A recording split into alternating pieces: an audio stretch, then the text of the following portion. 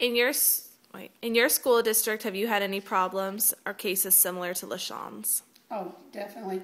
Taught high school for 30 years, and that is usually the transition time at ninth grade.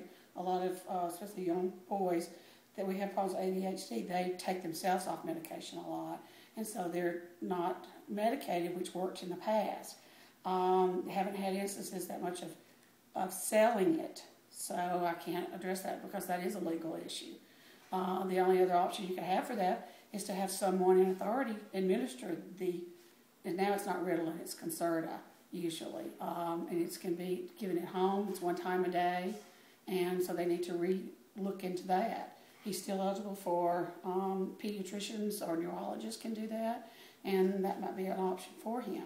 I'm not sure why he was staffed out of special ed without a 504 at least, or some kind of other services that would provide for that structure.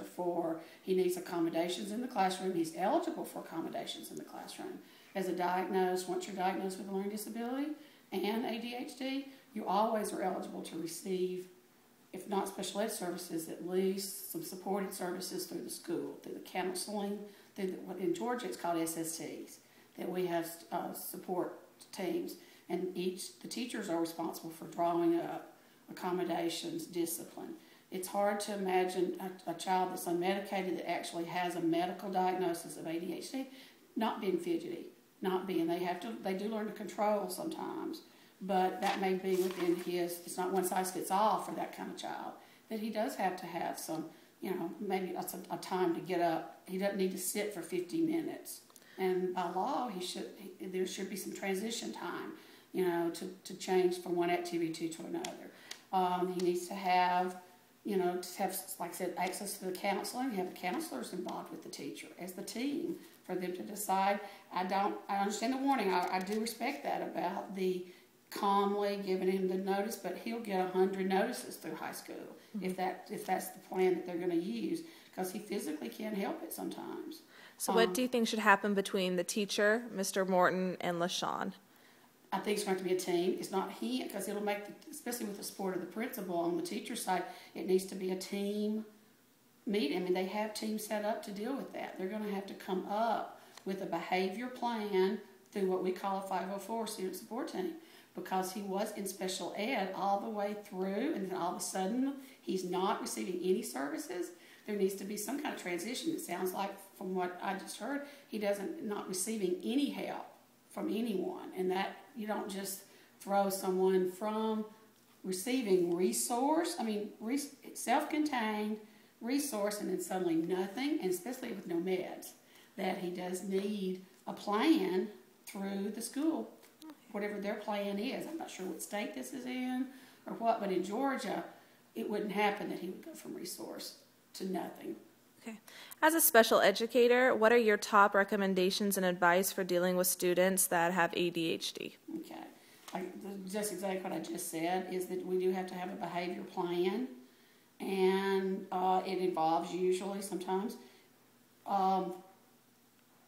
things that they can do with their hands, something on the desk, some kind of sign, seating them in a place where they can actually stand up if they need to without disturbing the class. And, the students know themselves. I mean, I'm in middle school now, and at 12 years old, they know, 11, they know which kids are having difficulties.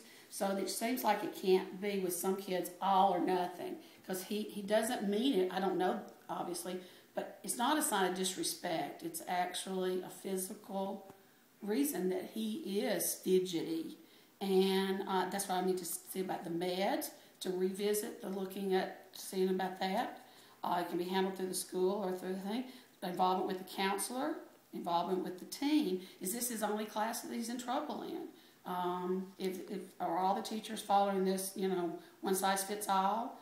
Unfortunately, that's not the way that we're going to have to deal with this. Unexcused absences, that's the administration in Georgia. We have a program set up for that. Social workers go to the home. They don't have unexcused absences. If they're out, someone goes. Of course, he's still under 16, so he can't drop out of school without his grandmother's permission. So detention, he'll get where he won't even do the detention. So you're right, he's an at-risk kid. He will drop out if this continues to be just all or nothing. That's the way I see it, even from middle school through high school. A couple of questions I had about, like I said, now if he sold it at school, then that's a different thing. That's a legal issue, and that does have to be dealt with. And if he's not in special ed anymore, then he has the same consequences as any other student.